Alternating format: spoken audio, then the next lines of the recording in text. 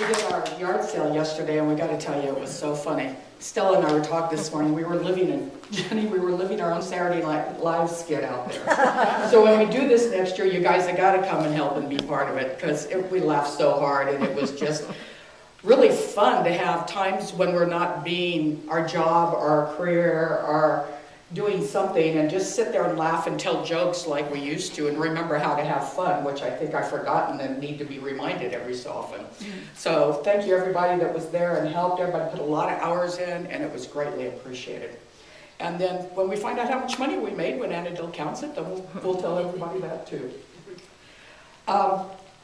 May is the month of feminine principle, and June is the month of the masculine principle. And if you heard me talk last month, you know, the history according to Sandy, you kind of get an idea of how my mind weirds out and goes out to different places. So I got to thinking about, I'm really focused on healing and the personal responsibility that we each have to heal to make the world a better place. And I have questions like, how will I know when I get there? How will I know if I have it? What does it look like? What am I trying to achieve with all of this?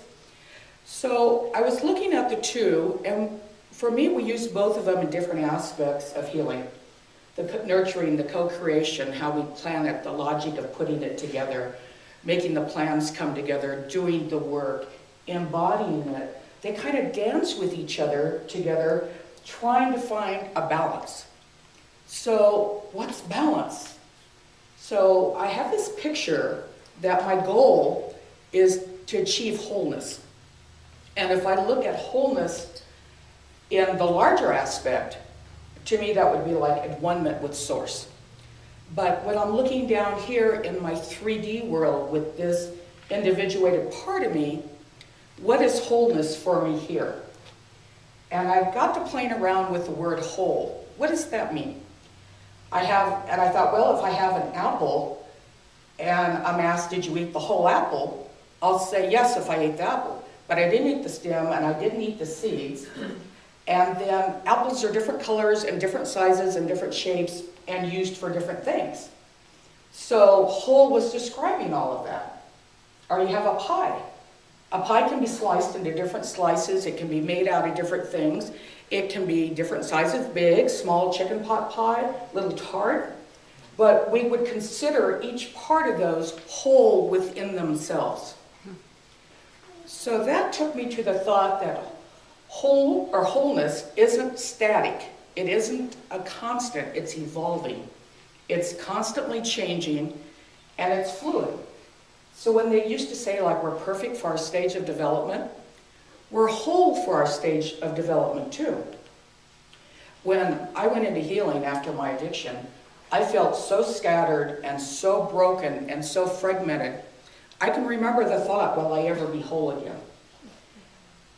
And looking back at it now, it was like, okay, what did that mean? I had so many pieces, and so many of them were in pain. There were a few good ones. There were love. There were some nice experiences. There were ones I never wanted to see again or ever tell anybody about. And I realized that my wholeness had to change.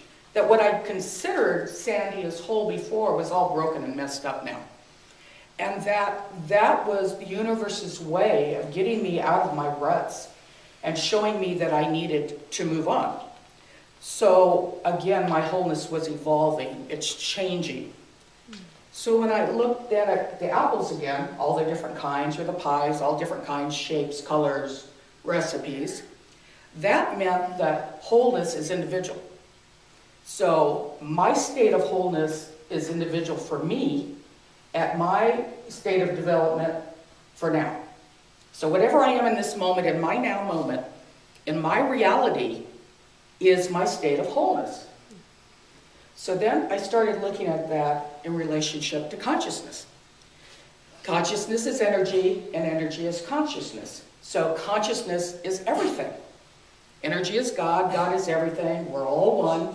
So if consciousness is everything, then wholeness is everything that my consciousness is at this moment. And if you have questions, please feel free to ask them, if I could rephrase things or say it again. So whatever I am in this moment, is perfect for me right now because it's where I am in my lessons, in my class, what I'm working on. And I have a state of consciousness that is Sandy's wholeness right now, whatever that is. So I'm going, okay, so how will I ever know if I have it? Because it's constantly changing.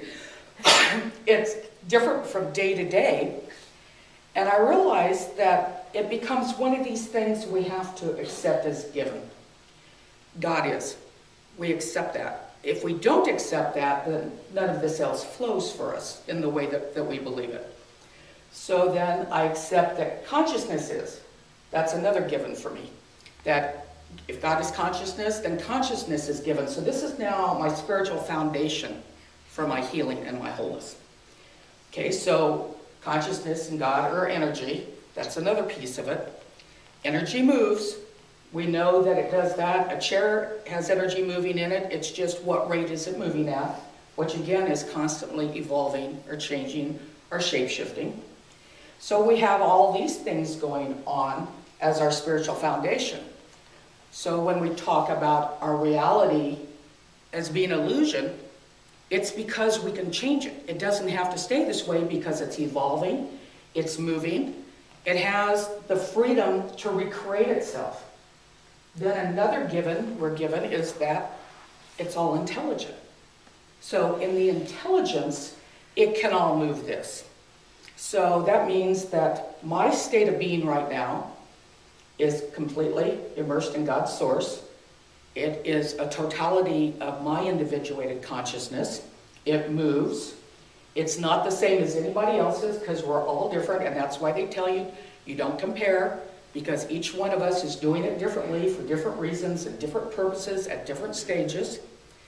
And I can change it. So when I get to that point, that means that working on wholeness and healing is empowering.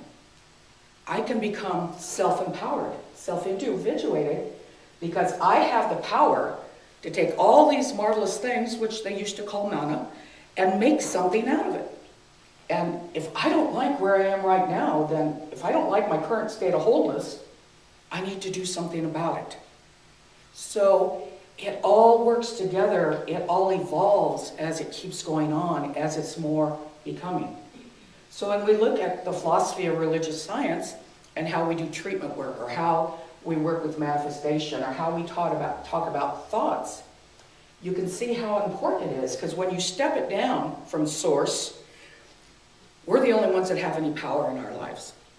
We have the power to allow or not to allow anything. So when we get to that point, that tells us wholeness doesn't allow victimizer, the games that go on. Because I need to work to not be that, because now I want to go back up, right? And I want to get back to my one-minute with source.